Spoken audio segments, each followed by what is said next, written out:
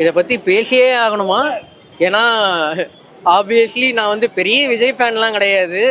இப்போ இப்போ ரீசெண்டாக போயிட்டு இருக்கிற கான்ட்ரவர்சி அதெல்லாம் வந்து இதுக்குள்ளே சேர்க்காத வச்சு பார்த்தா கொஞ்சம் கொஞ்சம் கஷ்டமாக தான் இருக்குது. ஏன்னா ஆக்டர் பிடிக்காததை தவிர்த்து அதில் அத்தனை பேர் வந்து ஒர்க் பண்ணியிருக்காங்க, அத்தனை பேர் வந்து அதை அவங்களோட கடின உழைப்பு போட்டிருக்காங்க. விஎஃப்எக்ஸ் இன்ஜினியர்ஸாக இருக்கட்டும், எடிட்டர்ஸாக இருக்கட்டும், அதில் நடித்த மற்ற ஆக்டர்ஸாக இருக்கட்டும், டப்பிங் பார்த்தவங்களா இருக்கட்டும், நிறைய பேர் வந்து நம்ம வந்து தளபதியோட கடைசி படத்தில் ஒர்க் பண்ணியிருக்கோம். ஜெனரேஷனல் பாயிண்ட் இது, நமக்கு ஒரு அச்சீவ்மெண்ட் அப்படின்னு நினச்சி பண்ணியிருப்பாங்க. அது இப்படி ஆனது நினச்சா கொஞ்சம் கஷ்டமாக தான் இருக்கு. நாங்களும் பார்க்கணும்னு நினச்சோம், லிங்க் கிடைக்கல. எல்லாருக்கும் ஆர்வம் இருக்குது தானே, எங்களுக்கும் அதை பார்க்கணுன்ற எக்ஸைட்மெண்ட் இருக்க தான் செய்யும். பட் இல்லை, லீக் பண்ணதை இதுக்காக பண்ணியிருப்பாங்க. இந்த படம் பெரிய அளவில் ஹிட் ஆகுன்னு சொல்லிட்டு திட்டமிட்டு பண்ணியிருக்காங்க. பல தேட்டரில் எனக்கு வந்த தகவல் நான் சொல்கிறேன். பல தேட்டரில் வந்து பார்த்தீங்கன்னா வந்து டிவிக்காக சார்ந்தவங்களே என்ன ஃபுல் அண்ட் ஃபுல் டிக்கெட் வாங்கிட்டு இருக்காங்க. தேட்டர் வந்து ஆன்லைனில் ஃபுல் புக்கிங்கில் இருக்குது சார். ஆனால் தேட்டரில் 10 பேர் தான் இருக்காங்க, 20 பேர். அப்போ என்ன அர்த்தம்?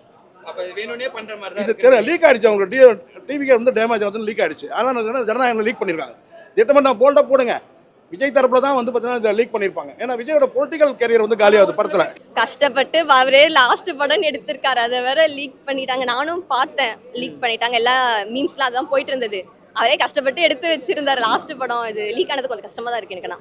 அவருக்கு லீக் ஆனாலும் ஒன்றும் பிரச்சனை இல்லை. ஏன்னா இப்போ லீக் ஆயிடுச்சுன்னு வச்சுக்கோங்களேன், யாரும் படம் அவருக்கு ரிலீஸ் ஆகுதுன்னா படம் பார்க்காம இருப்பாங்களா? நானே கூட போவேன். நான் ஒரு தடவை பார்த்தா கூட அவர் படத்துக்கு போய் பார்க்கணுன்னா பார்ப்பேன். ஆனஸ்டாக சொல்ல போனால் அவர் எப்போவுமே நடிகனாக பார்க்க சொன்னால் எப்போவுமே பார்ப்பேன். அதெல்லாம் எனக்கு எந்த பிரச்சனையும் கிடையாது.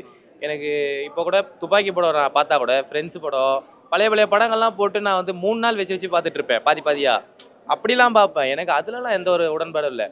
என்ன ஒன்று, இந்த அரசியலில் அவர் வந்துட்டார். இப்போ ஒரு படம் எடுத்திருக்காங்க, அந்த படத்தை ரிலீஸ் பண்ணியிருக்காங்க. என்ன சொல்ல வராங்கன்னா, அவரை ட்ரோல் பண்ணுறதுக்காகவே ஒரு கட்சி வந்து செலவு பண்ணி இந்த படத்தை எடுத்துக்குது. இந்த மாதிரி ஓவராக யோசிக்கிறாங்க. அவ்வளோலாம் யோசிக்கவே வேண்டாம். ஓவராக யோசிக்க வேண்டிய இடத்துல யோசிக்க மாட்டுறாங்க.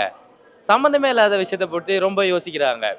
இது வந்துருச்சு, போய் பார்க்கணும், சிரித்தோம், ஃபேமிலியோடு வந்தோம், அதோட நிறுத்திக்கிட்டா இங்கே எந்த பிரச்சனையும் இல்லை.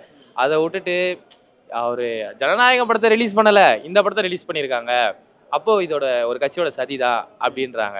இதுதான் இங்கே பிரச்சனையே. தேவையில்லாத விஷயத்தெல்லாம் நீங்கள் எதை யோசிக்காதீங்க. அது உங்களுக்கு தேவையில்லாத விஷயம். உங்களோட பிரச்சனை என்ன? உங்கள் குடும்பத்தை பார்த்துக்கிட்டு போங்க. வாரத்தில் ஒரு நாள் ஞாயிற்றுக்கிழமை சனிக்கிழமை வருதா, படம் பார்க்க வாங்க, பார்த்துட்டு என்ஜாய் பண்ணிட்டு போங்க. அதை விட்டுட்டு இதுக்குன்னு சொல்லிட்டு